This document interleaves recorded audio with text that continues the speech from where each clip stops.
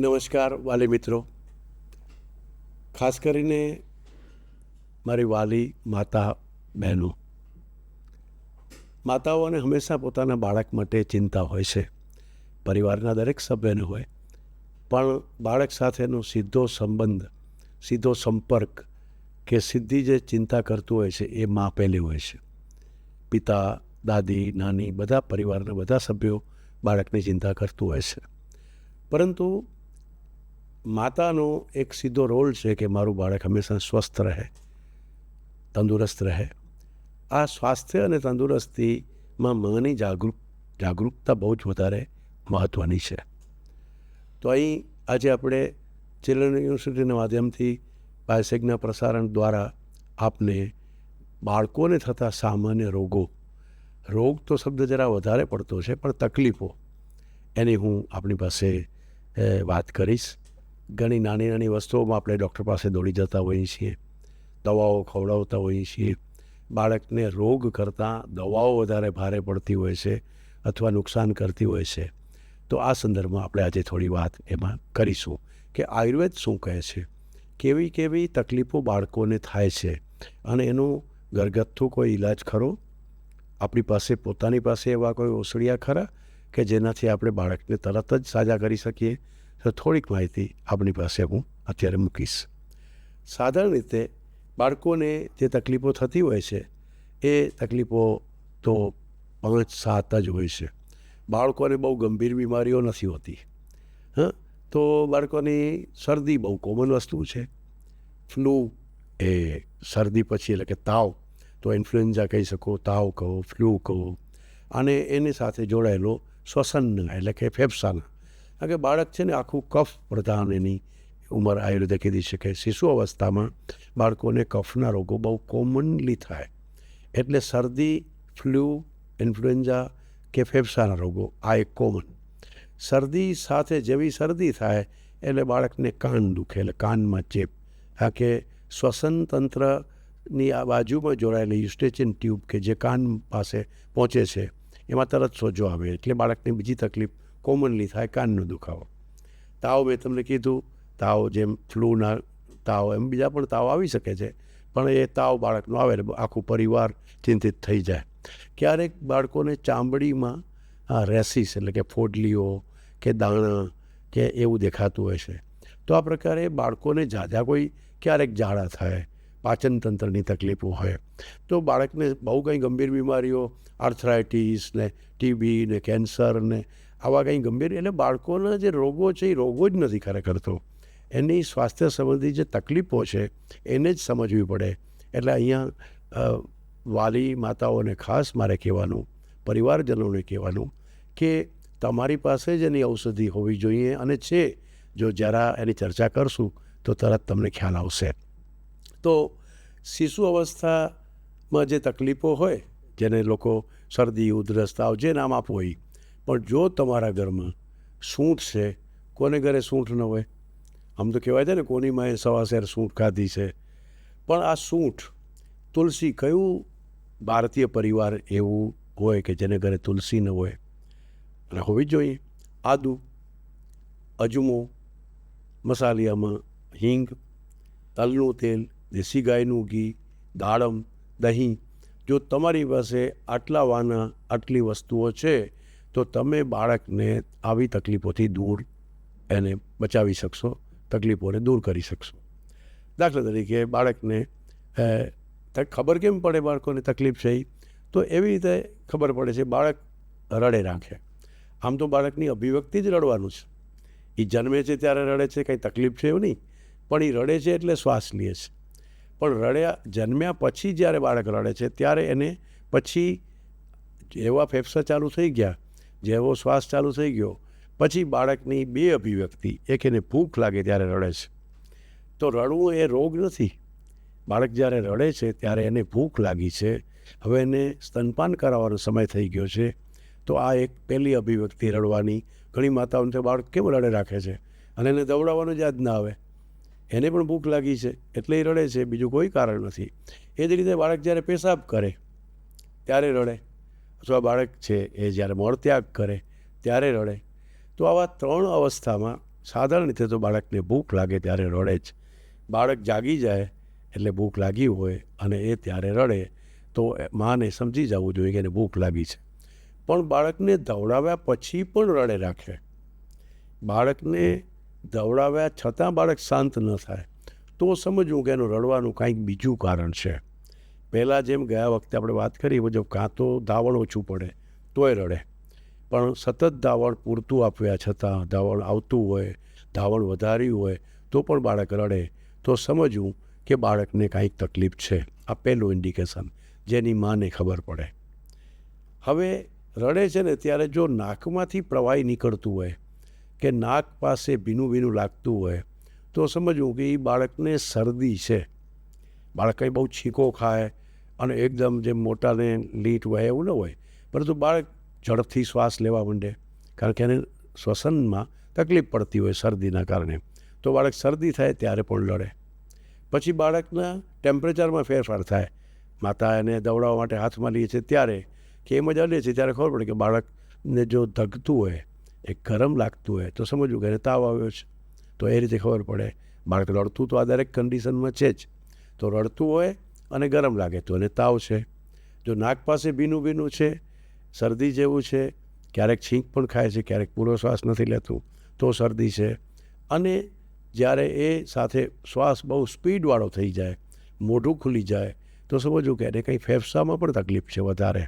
તો આટલી તકલીફ બાળક રડે છે અને બહારના લક્ષણો, કાં બાળક બહુ ઠંડુ લાગે, કાં બાળક થોડું ગરમ લાગે, નાક પાસે ભીનું લાગે, તો કે બાળકને ભાષા નથી, તો બાળકને તકલીફ છે એ કેવી રીતે કહે? એને પૂછશો તમે, બેટા શું થાય છે, બેબી શું થાય છે? તો કંઈ જવાબ નથી, ડૉક્ટરને નહીં કહેતી શકે.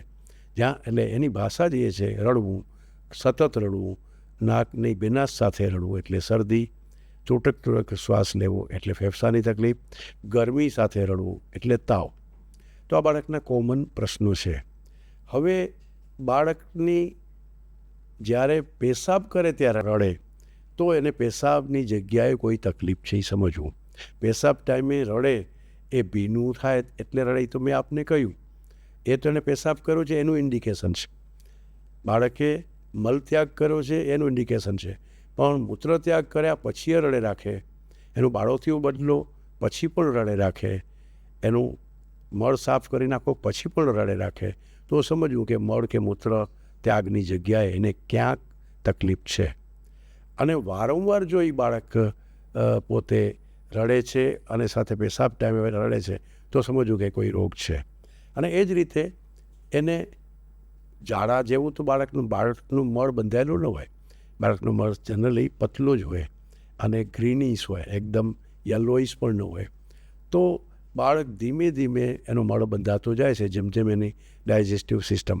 પણ બહુ જ પાણી જેવા ઝાડા, વારંવાર ઝાડા, 4 થી 5 6 વખત બાળોતિયું બગડે એ તો નેચરલ છે. દર 2 કલાકે પેશાબ કરે એ પણ નેચરલ છે. પરંતુ વધુ પેશાબ કરે, પેશાબ કરવા ટાઈમે પણ રડે, કરે લીધા પણ પછી પણ રડે, ત્યારે એને પેશાબની તકલીફ કે બહુ જ ઝાડા છે તો એને પાચનની તકલીફ છે. આ સમજવું. બાળક જ્યારે પોતાના પગ ઊંચા કરી અને પેટ તરફ લઈ જાય અને રડે, બાળક બહુ આમ પગ ઊંચા કરીને રડે તો સમજવું કે એને પેટમાં જ દુખે છે. અને બાળક જ્યારે પોતાના હાથ ઊંચા કરી અને કાન પાસે લઈને રડે, બંને હાથ આમ લઈ જાય ત્યારે સમજો એને કાનમાં દુખે છે. તો સાધારણ રીતે બાળકની આટલી જ સિમ્પલ તકલીફોને આપણે બહુ ગંભીર માની લઈએ છીએ, આટલું જ એને થતું હોય છે. અને ચામડી ઉપર ગરમી ઉપરાંત, એના ઉષ્ણતા ઉપરાંત જો લાલ ચકામાં દેખાય કે ફોડલી દેખાય કે રેસિસ દેખાય તો સમજવું. તો આ સિવાય કોઈ તકલીફ બાળકને થતી નથી. હવે શરદી છે તો હવે બાળકને સીધી દવા કરાતી નથી. અહીંયા એક સૂત્ર યાદ રાખજો. આ જે આખી તકલીફ છે એ આપણે સમજવું જોઈએ કે બાળકની તકલીફો જે છે એ સામાન્ય છે. તરત જ માતાએ સૂંઠની માત્રા વધારે લેવી, તો માતાના ધાવણથી જ બાળકની ચિકિત્સા થઈ જાય. જો માં થોડુંક વધારે સૂંઠ અને તુલસીવાળો ઉકાળો લઈ લે અથવા આદુ અને તુલસીવાળો ઉકાળો લઈ લે તો બાળકની શરદી પોતે બેસી જાય છે. કાંઈ બાળકને જાજુ કરવું પડતું નથી. એટલે માના દ્વારા જ, માના ધાવણ દ્વારા જ સીધી દવા થાય. આયુર્વેદ એમ કહે છે કે બાળકને 6 મહિના સુધી તો કોઈ જ દવા ન અપાય, આવા હર્બ્સ પણ નથી અપાતા. તો ધાવણ દ્વારા જ દવા જાય.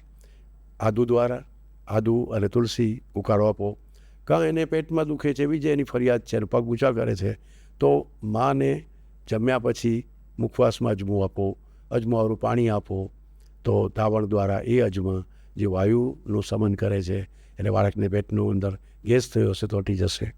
માની લો કે બાળકને ઝાડા વધારે છે, વધુ વાર ઝાડા જાય છે, ત્યારે રડે છે, તો માતા છે એ થોડું હિંગની પ્રમાણ વધારે લીએ તો એટલે ચાલશે. અથવા બાળકને હિંગ અને તેલ, છાશ અને હિંગ એ ગરમ કરીને પેટ ઉપર લગાવવામાં આવે તો ઝાડા પણ બંધ થઈ જાય અને પેટનું વાયુ, એટલે અંદર તો તોય આપવાનું નથી, ખાલી પેટ ઉપર લગાવવાનું છે. અને એ જ રીતે તેલ અને હિંગ પણ ડૂંટી પાસે મૂકી શકાય તો બી બાળકને દુખાવો ઓછો થઈ જાય. અને જ્યારે છાતીમાં ભરાણી જેવું લાગે, ઓછો શ્વાસ લઈ શકે છે, તો ગાયનું ઘી ને અજમું અથવા તલ અને અજમું એ ગરમ કરી છાતી પાસે, નાક પાસે, વાંસામાં લગાડી અને ખાલી સાદો ગોટાનો શેક કરીએ તો બાળકની શરદી, કફ, છાતીમાં ભરાણી એ દૂર થઈ જાય છે. બાળકને ઝાડા છે, વધુ છે તકલીફ, તો પછી માતાએ દાડમનું સેવન કરવું જોઈએ.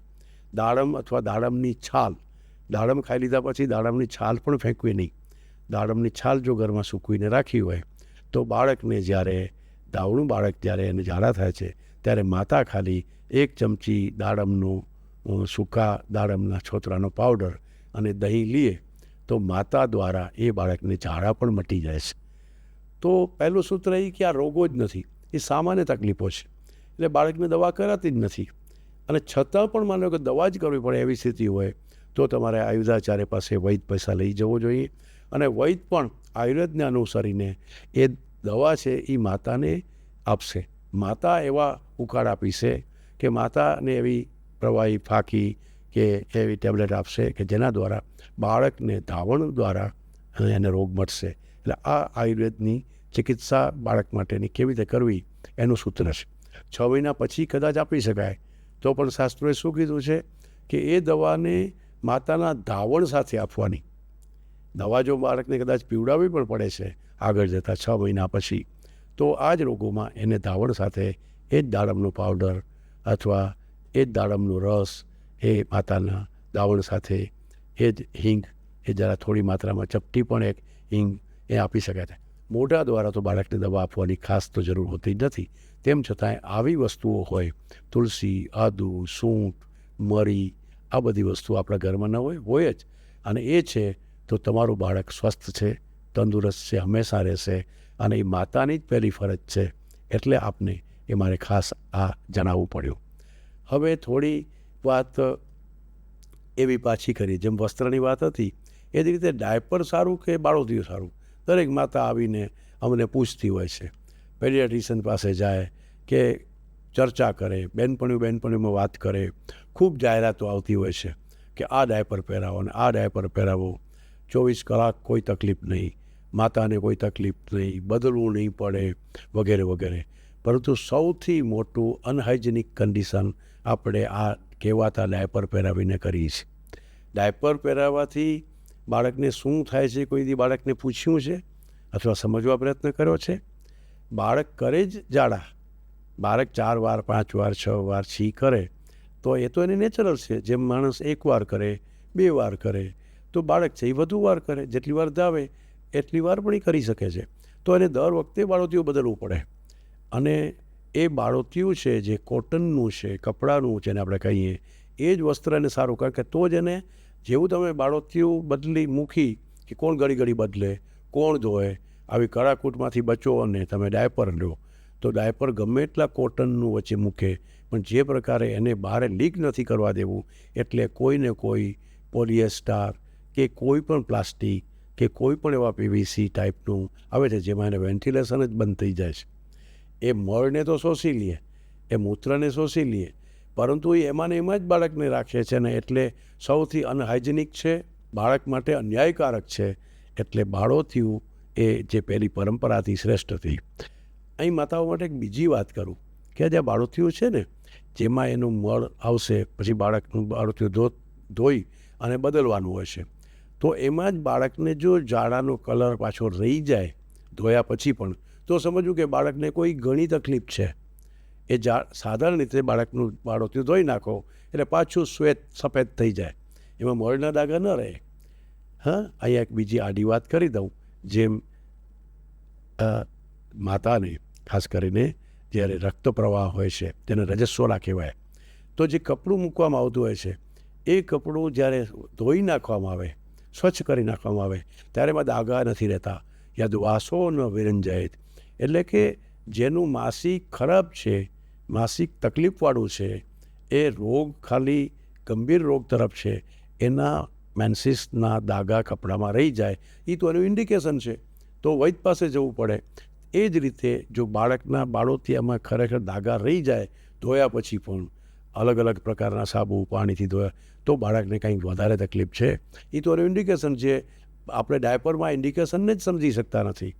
તો મારી માતાઓને, ખાસ કરીને બહુ ભણેલી માતાઓને, નવી બનેલી માતાઓને અને પરિવારના બધા સદસ્યોને આ એક ચિલ્ડ્રન યુનિવર્સિટીના માધ્યમથી આપણે વિનંતી છે કે ડાયપર પહેરાવવા કરતાં બાળોતિયા પહેરાવવા ખરેખર સારા, એ બહુ જરૂરી છે. અને જે બાળકના વસ્ત્રો છે એ પણ વસ્ત્રો કોટનના જેટલા છે, મેં આગળ વાત કરી એમ હલકા છે, એ સોફ્ટ છે, મુલાયમ છે, એટલે કે મલમલના છે, એ મખમલની એની પથારી છે અથવા કોટનની પથારી છે, એની ગોદડી વગેરે, એ જેટલું સ્વચ્છ રહેશે એટલું જ એ સારું રહેશે. તો આ પ્રકારે બાળકોનો જે ઉછેર છે એમાં રોગ અને રોગ કરતાં એની અવસ્થા સમજવાની, અને એની ઘરમાં જ ચિકિત્સા છે. અને એને કપડાં એવા ન પહેરાવો કે જેમાં ઘણીવાર આપણે ક્યારેક બસમાં કે ટ્રેનમાં જતા હોઈએ, બાળક રડતું જોઈએ, ઘરમાં પણ બાળક ક્યારેક રડતું જોઈએ, તો ત્યારે એને, મેં અગાઉ વાત કરી એમાં એને પેશાબમાં તકલીફ છે એ પણ ન હોય, શરદી નથી, કાંઈ નથી, તો શું કેમ બાળક રડે છે? ત્યારે સમજજો કે એને એના વસ્ત્ર પણ એને નડે છે. બાળકને હંમેશા બહુ હલકા પતલા વસ્ત્રો જોઈએ છે, ઋતુ અનુસાર તો જોઈએ જ છે. તો એને જેટલું કોટનનું, એટલે કે કપડાનું, મલમલનું, મખમલનું કે રેશમનું વસ્ત્ર હશે, એનું જબલું હશે, એટલું બાળક બહુ જ કમ્ફર્ટ રહેશે. જો એને પોલિએસ્ટરનું કે અલગ અલગ પ્રકારના ફાઇબર, ટેરીન અને વૂલ, ટેરીન અને કોટન એવા ફેશનેબલ કપડાં, મોંઘા કપડાં જેને કહેવાય, એવા પહેરાવા ગયા તો તમે સમજો બાળક રડશે. ખાલી બાળકને ખુલ્લું કરી નાખવામાં આવે, એના વસ્ત્ર કાઢી નાખવામાં આવે તો બાળક હસતા હોય. અમે તો એ ટ્રીટમેન્ટમાં આપીએ છીએ કે બાળકને થોડીક વાર માટે ખુલ્લું કરી નાખો, વસ્ત્રવિહીન કરી નાખો, બાળક તરત હસવા માંડે, રમવા માંડે. એટલે બાળકના રોગો ખરેખર રોગો જ નથી હોતા. માં એને કઈ રીતે જુએ છે, સમજે છે, અને એનું ઇન્ડિકેશનને માં કેટલું સમજે છે, કારણ કે સૌથી સંવેદના માતાને હોય છે. એટલે માતાનું શિક્ષણ આ ટોડલર એજ્યુકેશનના માધ્યમથી કદાચ આપને સુધી પહોંચાડવા માટે આ પ્રયત્ન કર્યો છે. તો રોગો કરતાં એની પરિસ્થિતિ સમજવી, ઘરમાં જ ઈલાજ હોવો એ જરૂરી છે. દાવણનો પણ ચિકિત્સા કરવી જોઈએ. જો દાવણ બગડ્યું હોય તો પણ એને ઠીક કરવું જોઈએ વગેરે. આટલી વાત આપણે અહીંયા સમજવી જરૂરી છે, અને એ સમજવા માટેનો પ્રયત્ન કર્યો. હવે આપણે જે પછી એપિસોડ જે લેવાના છીએ આવતા સમયે, એ બાળકોના રમકડાની વાત કરવાના છીએ. તો ત્યારે સામાન્ય રોગો, જે રોગો જ નથી, એટલો સમજવાનો પ્રયત્ન કર્યો. અને જેટલી માતા, બાળકની માતા જેટલી સમજદાર હશે એટલું બાળકનું સ્વાસ્થ્ય સારું રહેશે. અહીં મારે આટલું જ પ્રસ્તુત કરવું છે. ધન્યવાદ. આપણે જાણીએ છીએ કે જેમ જ વાતાવરણ બદલાય એટલે તરત જ બાળક બીમાર થતું હોય છે. માતા પિતા તરત ડૉક્ટર પાસે દોડી જાય છે, અને આપણા ઘરમાં જ કેટલી બધી હાથવગી એવી વસ્તુઓ છે જેના દ્વારા આપણે બાળકને નાના મોટા શરદી કે તાવનો ઉપચાર કરી શકીએ છીએ. તેના વિશે આજે જાની સાહેબે ખૂબ સુંદર માર્ગદર્શન આપ્યું. નાની નાની વસ્તુઓ, જેમ કે મેં કહ્યું અને સાહેબે પણ જણાવ્યું કે હળદર છે, અજમો છે, દાડમ, સૂંઠનો પાવડર, આ બધી વસ્તુઓનો ઉપયોગ કરીને કેટલાક સામાન્ય રોગોનો આપણે ઘરે જ ઉપચાર કરી શકીએ છીએ. આપણે અમથા જ ડરી જઈને તરત જ ડૉક્ટર પાસે બાળકને લઈ જઈએ છીએ અને એન્ટિબાયોટિક દવાના માધ્યમથી બાળકોનો ઉપચાર કરવાનો પ્રયત્ન કરીએ છીએ. પરંતુ એ એન્ટિબાયોટિક દવાઓ બાળકને ખૂબ નુકસાન કરતી હોય છે. તો કેમ નહીં આપણે ઘરગથ્થુ ઉપચારો છે તેનો સહારો લઈ અને બાળકને જે શરદી અને તાવ જેવા નાના મોટા રોગો છે એને આપણે સામાન્ય કરીએ અને એ રોગોથી બાળકને બચાવવાનો પ્રયત્ન કરીએ. તો આ નાની અમથી જાણકારી કહી શકાય, આપણા હાથ વગી જાણકારી કહી શકાય, તે આપણી પાસે હોવા છતાં આપણે તેનો ઉપયોગ કરતા નથી. તે વિશે આજે જાની સાહેબે આપણને ખૂબ સુંદર માર્ગદર્શન પૂરું પાડ્યું છે, વિસ્તૃત માર્ગદર્શન પૂરું પાડ્યું છે. તે બદલ સાહેબનો ખૂબ ખૂબ આભાર વ્યક્ત કરીએ છીએ. આભાર સાહેબ શ્રી.